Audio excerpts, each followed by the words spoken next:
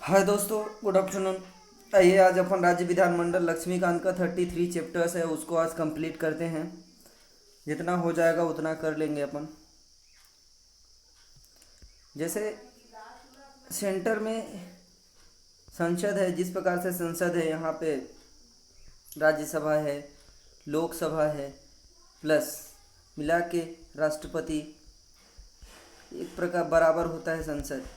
ऐसा ही कुछ स्टेट में परिकल्पना की गई है। स्टेट में मतलब कि क्या होगा, विधानसभा प्लस राज्यपाल बराबर संसद होता है। लेकिन कई कई जगह पर विधान परिषद भी है, तो ये भी विधानसभा प्लस राज्यपाल प्लस विधान परिषद, जहाँ जहाँ है विधान परिषद मिला के संसद होता है।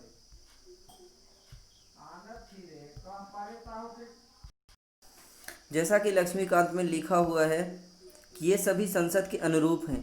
अनुरूप का मतलब होता है समान है, बट ज़रूरत नहीं है कि वैसे के जैसा ही हो। बट फिर भी कुछ आपको डिस्क्रिमिनेशन दिख सकता है। कहीं कहीं विधानसभा है, विधानसभा सभी जगह पे है, बट विधान परिषद कहीं कहीं नहीं है। इसीलिए लिखा है कि हर एक जगह पे क्या है, थोड़ा विभेद है, मतलब थोड़ा अलग है। राज्य विधानमंडल का गठन करने के लिए कोई एकरूपता नहीं है। अधिकतर राज्यों में एक सदनी व्यवस्था है, कहीं कहीं दो सदनी है। तो ये दो सदनी वाले स्टेट हैं, आपको याद रखने चाहिए। जैसे एग्जाम्पल के लिए महाराष्ट्र आपको याद रखना चाहिए, उत्तर प्रदेश आपको याद रखना चाहिए, आंध्र प्रदेश आपको याद रखना चाहिए। तमिलनाडु में भी था लेकिन वो लागू नहीं हुआ। और मध्य प्रदेश में भी लागू होना चाहिए था बट हुआ नहीं, क्योंकि राष्ट्रपति ने नोटिफिकेशन नहीं जारी किया। ओके, विधान परिषद बनाया भी जा सकता है, इसको बिगाड़ा भी जा सकता है। इसके लिए नॉर्मल प्रोविज़न है। अगर विधानसभा को लगता है कि मुझे चाहिए, तो ये ज़रूरी है कि वो 2/3 वोटिंग से पास कर दे, 2/3 वोटिंग से पास कर दे। इसके बाद लोकसभा या राज्यसभा दोनों में से किसी के पास भी जा सकता है। लोकसभा या राज्यसभा ये पास कर दे, इसके बाद राज्यसभा भी पास कर दे 50% के वोटिंग से, नॉर्मल वोटिंग से। और राष्ट्रपति के पास जाएगा, राष्ट्रपति नोटिफाई कर दें और फाइनली विधान परिषद बन जाएगी। लेकिन विधान परिषद को अगर हटाना है तो भी सेम तरीका फॉलो करना पड़ेगा। मतलब सबसे पहले स्टेट लेजिस्लेचर कितना करेगी, 2/3 वोटिंग करेगी। इसके बाद लोकसभा या राज्यसभा दोनों के पास जाएगा और दोनों को पास करना पड़ेगा। और इसके बाद राष्ट्रपति फिर से डी नोटिफाई कर देंगे और फाइनली इसको हटा दिया जाएगा। यही कुछ प्रोविज़न है।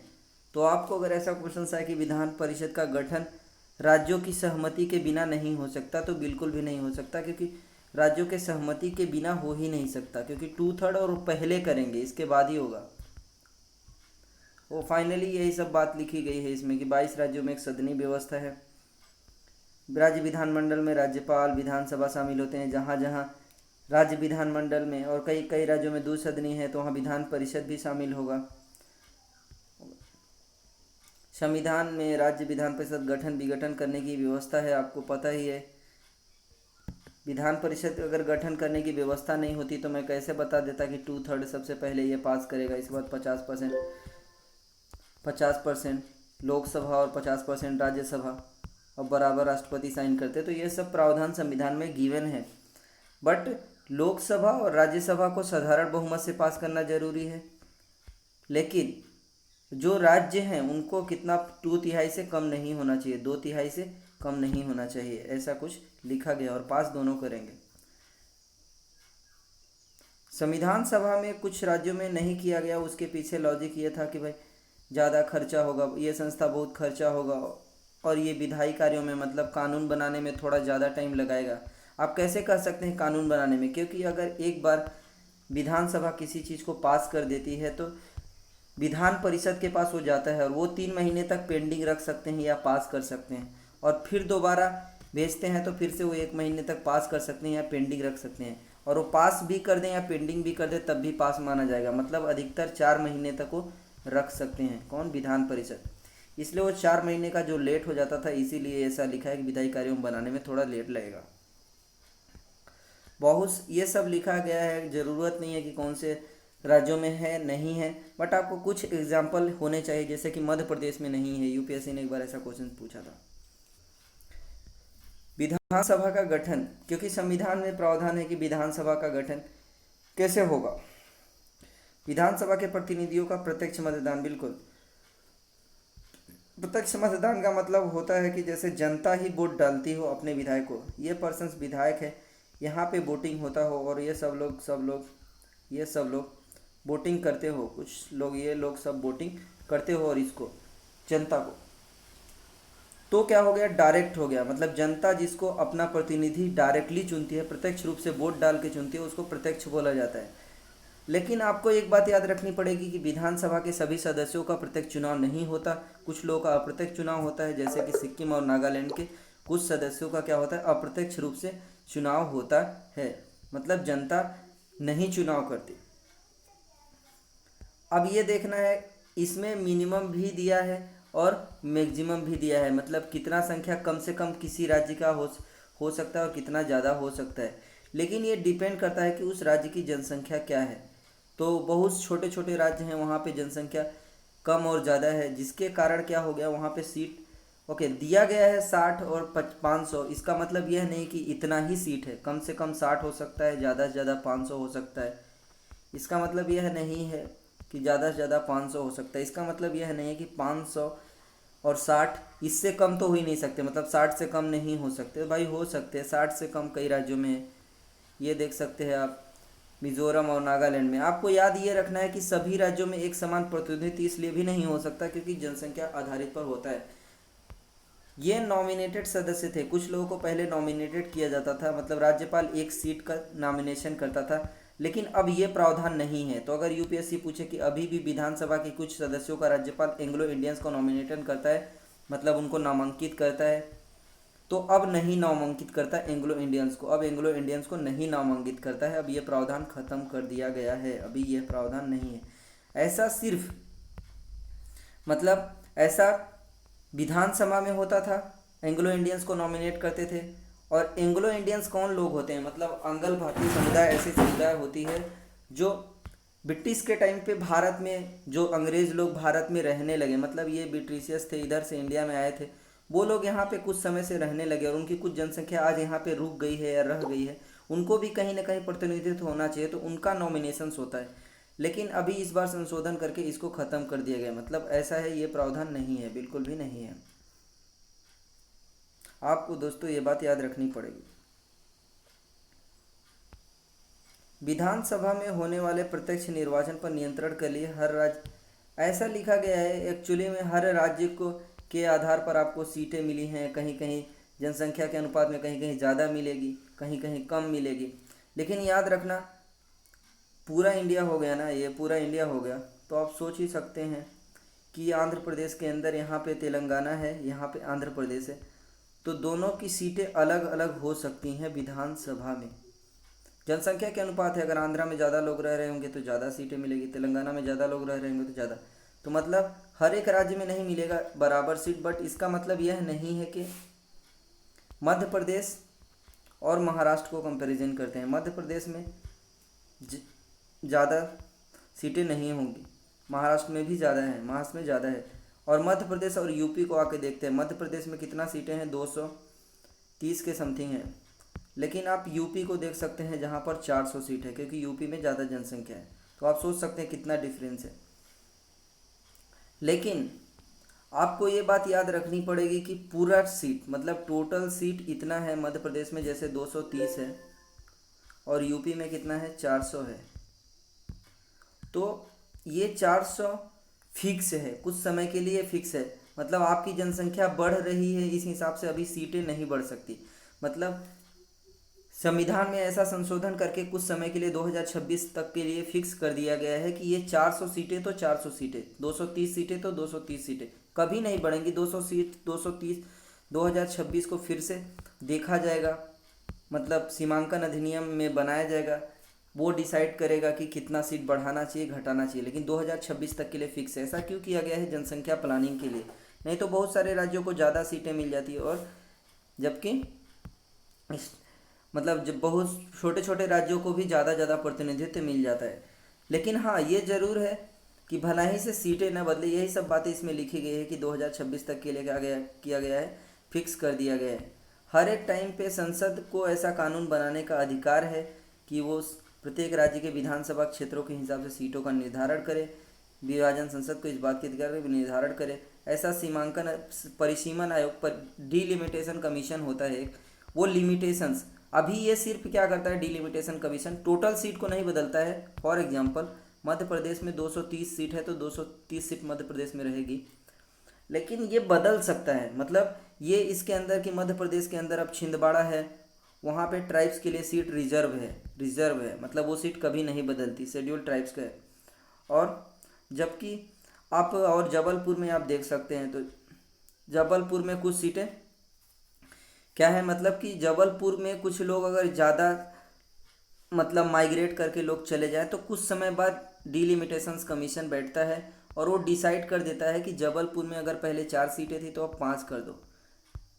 लेकिन विधानसभा में सीटों का निर्धारण डिस्ट्रिक्ट के आधार पर नहीं किया गया है, डिस्ट्रिक्ट के आधार पर नहीं किया गया है, जनसंख्या के आधार पर किया गया है। एक डिस्ट्रिक्ट बराबर एक विधानसभा की सीट नहीं, कई बार 2 सीट भी हो सकती है, कई बार 3 सीट भी हो सकती है, वो जनसंख्या के आधार पर डिसाइड किया गया है। लेकिन 2026 तक कोई पूरा सीट नहीं बदलेगी, लेकिन उस क्षेत्र के भीतर सीटों का आगे पीछे हो सकता है। मतलब 230 के अंदर ही उस राज्य के भीतर ये सीट ट्रांसफ़र कर दिया, क्योंकि वहाँ की जनसंख्या माइग्रेट करने ए प्लस से बी प्लस चली गई, तो बी प्लस में ज़्यादा जनसंख्या, तो यहाँ पे ज़्यादा प्रतिनिधित्व होना चाहिए, क्योंकि चुनाव में किसी पार्टी को फ़ायदा ना हो, इसलिए ऐसा किया गया है। अनुसूचित जाति और अनुसूचित जनजातियों के लिए सीटें रिजर्व हैं। आपको अगर याद रखना आसान इसलिए हो सकता है क्योंकि एसटी और एससी, आपको ये बात याद रखना है, या शेड्यूल ट्राइब्स के मामले में हमेशा सीट जनसंख्या होता है, क्योंकि ये लोग निश्चित है ना यार, ये लोग किसी एक जगह पे पड़े रहते हैं, मतलब ये लोग ज़्यादा माइग्रेट नहीं करते। एग्जाम्पल के लिए इनकी सीट कभी नहीं बदलती। फॉर एग्जाम्पल मध्य प्रदेश का छिंदवाड़ा आप देख सकते हैं, छिंदवाड़ा क्या है, सीट यहाँ रिजर्व है, मतलब यहाँ पर कुछ सीटें रिजर्व हैं, तो जो अनुसूचित जनजातियों के हैं, और वो कैसे हुआ है, जनसंख्या के आधार पर सीट दिया गया है, तो इनका सीट कभी नहीं बदलता। लेकिन अनुसूचित जनजातियों का जो जाति जो होती है, मतलब जो एससी होता है, उसके लिए सीट डिसाइड ऐसे होती है, जनसंख्या के आधार पे होती है। प्लस ये लोग हर एक राज्य में अलग अलग पाए जाते हैं, कहीं कहीं ये माइग्रेट करते रहते हैं, इसलिए इनका दूसरा भी आधार है। तो अनुसूचित जाति और जनजातियों का जो सीटों का निर्धारण है वो एक बराबर नहीं किया गया है। ओके, ये जो आरक्षण है, आरक्षण क्यों किया जाता है, आरक्षण इसलिए किया जाता है कि इन लोगों का एकदम निश्चित प्रतिनिधित्व इतना तो कम से कम हो जाना चाहिए। अगर इतना हो जाता है तो ये लोग भी अपने राज्य के भीतर, मतलब कानून बनाने में इनका कहीं ना कहीं हाथ हो जाएगा। बट ये अस्थाई प्रावधान है, जब चाहे तब इसको हटा सकते हैं। ये संविधान में लिखा गया है और अस्थाई प्रावधान है, और इसको संसद के ऊपर छोड़ दिया गया है, जब तक संसद चाहेगी तब तक रहेगा, नहीं तो ख़त्म कर दिया जाएगा। आइए विधान परिषद का देखते हैं। क्या विधान परिषद में संविधान में गठन के लिए बिल्कुल आपको मैं बता चुका हूँ, और इसमें भी मिनिमम मैक्सिमम प्रावधान दिए गए हैं। जैसे यहाँ पे 1/3 होना चाहिए, 1/3 मतलब मान लीजिए यूपी में 400 सीट है, उसका 1/3 सीट होना चाहिए, विधान परिषद में सीट हो सकती है, मतलब मैं बोल रहा हूँ 137 सीट, ये हो सकती है 135 या 136 37 इतना हो सकती है, लेकिन एक्चुअल में कितना होगा, कि 100 होगा कि 120 होगा, 130 होगा, कौन डिसाइड करता है, संसद डिसाइड करती है। कौन डिसाइड करता है, वास्तविक संख्या का निर्धारण कौन करती है, संसद करती है। मतलब राज्य सीट का निर्धारण नहीं करते हैं। अगर कभी यूपीएससी ऐसा क्वेश्चन पूछता है कि मतलब जो सीटों का निर्धारण होता है वो केवल मतलब कि राज्य का जो विधान परिषद है वही करता है, तो बिल्कुल यह मामला असत्य होगा। इनका चुनाव कैसे होता है, अप्रत्यक्ष रूप से होता है। जैसे 1/3 ये लोग चुनाव करते हैं, नगर पालिका और जिला बोर्ड के लोग करते हैं। 3 साल से जो स्नातक हैं वो लोग 1/12 करते हैं, तो 1/3 हो गया, 1/3 हो गया, ये 1/3 करते हैं विधानसभा के सदस्य, और 1/12 हो गया, और 1/12 हो गया। और बचा हुआ जो सीट होता है ना, वो राज्यपाल नॉमिनेट करता है, राज्यपाल नॉमिनेट करता है। राज्यपाल कितने सदस्यों को नॉमिनेट कर सकता है, तो 1/6 केवल नॉमिनेट कर सकता है। तो याद रखना, अगर कभी ऐसा क्वेश्चन आए कि 5/6 मतलब 6 सीटों में 5 सीटें तो चुनाव के माध्यम से आ रही हैं, और 1/6 मतलब कि 1/6 में 1 सीट तो राज्यपाल नॉमिनेट कर रहा है। बट ये जो सीट नॉमिनेट कर दिया ना, इसका जो न्यायिक समीक्षा है वो नहीं की जा सकता। मतलब सुप्रीम कोर्ट इस बारे में राज्यपाल ने ये आधार पर जो निर्णय लिया है, इसकी चुनौती सुप्रीम कोर्ट में नहीं की जाती, चाहे कुछ भी हो जाए। लेकिन राज्यसभा में भी नॉमिनेशन होता है। विधान परिषद मतलब राज्यसभा, तो राज्यसभा में भी नॉमिनेशन होता है। वो कितने सीटों का नॉमिनेशन वो लोग भी करते हैं, 10-12 सीटों का नॉमिनेशन करते हैं। तो आपको विधान परिषद पढ़ने के साथ साथ राज्यसभा पढ़ना चाहिए, राज्यसभा में भी।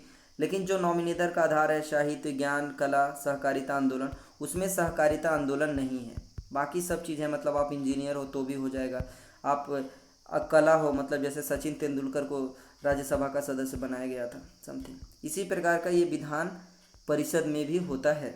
तो कुछ हद तक यह समान नहीं है, ऐसा अगर यूपीएससी पूछती है तो। मतलब जो नॉमिनेशंस का आधार है, जिसके आधार पर नॉमिनेशंस किया जाता है, वो सब चीज़। विधान परिषद के गठन की यह प्रक्रिया संविधान में अस्थायी है। जैसे आरक्षण अस्थायी है, वैसा विधान परिषद का सीट भी, या उनका कितना सीट होगा, क्या होगा, ये सब चीज़ अस्थायी है। संसद जब चाहे एक अधिनियम बना करके इसको सबको सुधार सकती है, ख़त्म भी कर सकती है। अगर मतलब ये सब प्रावधान ख़त्म भी कर सकती है, मतलब राज्यों के पास नहीं भी होंगे विधान परिषद, आप ऐसा सोच सकते हैं। लेकिन राज्यसभा ख़त्म नहीं कर सकती, मतलब राज्यसभा को संसद चाह के भी ख़त्म नहीं कर सकती, क्योंकि राज्यसभा राज्यों का प्रतिनिधित्व करते हैं और ये समानुपातिक प्रतिनिधित्व करते हैं, ना कि क्षेत्रीय प्रतिनिधित्व करते। तो राज्यसभा को संसद चाह के भी नहीं ख़त्म कर सकती, क्योंकि ये बेसिक स्ट्रक्चर, मूलभूत संरचना का भाग है। मतलब इसको अब संविधान संशोधन करके भी समाप्त नहीं किया जा सकता, लेकिन विधान परिषद को संविधान संशोधन करके इसके गठन की व्यवस्था, इसको जब चाहे तब हटा सकते हैं, मतलब ये रहेगा भी नहीं। कार्यकाल समझते हैं यार। विधानसभा का कार्यकाल निश्चित है। आपको लगता है निश्चित है? निश्चित नहीं है दोस्तों, 5 साल या प्लस माइनस होता रहता है। जैसे कई बार कब बढ़ सकता है, घट सकता है। मान लीजिए राष्ट्रीय आपातकाल लग गया, तो ये एक्सेप्शन है कि संविधान में संशोधन करना पड़ेगा और हर एक बार 1 साल के लिए बढ़ाया जा सकता है। लेकिन चुनाव जब होंगे ना, उस टाइम पे एग्जाम्पल के लिए 1977 में इंदिरा गांधी ने जब राष्ट्रीय आपातकाल लगाया था, तो उसके पहले से ही उसकी सीट ख़त्म हो गई थी, तो 1 साल, 2 साल, 3 साल के लिए वो बढ़ाती गई। लेकिन चुनाव होने के बाद आपको पता है फाइनली कितने टाइम समय तक रह सकता है? तो 6 महीने, क्योंकि 6 महीने के अंदर चुनाव होने चाहिए, ऐसा मेन प्रोविज़न है। 6 महीने के बाद तो किया ही नहीं जा सकता, भीतर विधानसभा का दोबारा निर्वाचन होना चाहिए, ये मैंडेट है। लेकिन जैसा विधानसभा है ना 5 साल, और उसका कुछ कंडीशंस में बढ़ाया जा सकता है, जैसे राष्ट्रीय आपातकाल हो, ऐसा लोकसभा भी है दोस्तों। उसका भी कार्यकाल 5 साल होता है। 5 साल पहले भी विघटन किया जा सकता है, या फिर 5 साल के बाद बढ़ाया जा सकता है जब राष्ट्रीय आपातकाल लागू हो। तो विधान परिषद का कार्यकाल आइए देखते हैं। विधान परिषद का कार्यकाल, विधान परिषद एक अस्थायी सदन है, जैसे राज्यसभा भी एक अस्थायी सदन है, तो सेम है, ये अस्थायी सदन है, लगातार चलती है, इसका कभी विघटन नहीं होता। इसके जो सदस्य होते हैं, 1/3 जो सदस्य होते हैं वो हर एक साल, मतलब 33% जो सदस्य होते हैं हर एक साल क्या होते हैं, सेवानिवृत्त हो जाते हैं हर एक दूसरे साल। और फिर क्या होते हैं, तीसरे साल के प्रथम महीने में इनका चुनाव होता है और सब लोग क्या होते हैं, दोबारा फिर से आ जाते हैं। मतलब दूसरे साल के अंतिम वर्ष में 23-24वें महीने पर ये समाप्त हो जाते हैं। लेकिन एक सदस्य का कार्यकाल विधान परिषद का 6 साल होता है। संसद के सदस्यों का भी कितना होता है, 6 साल होता है। उसमें कौन, राज्यसभा का कार्यकाल 6 साल का होता है। ये सेम प्रोविज़न है, ये समान है। मतलब विधान परिषद का जैसा कार्यकाल है वैसा राज्यसभा का भी कार्यकाल है।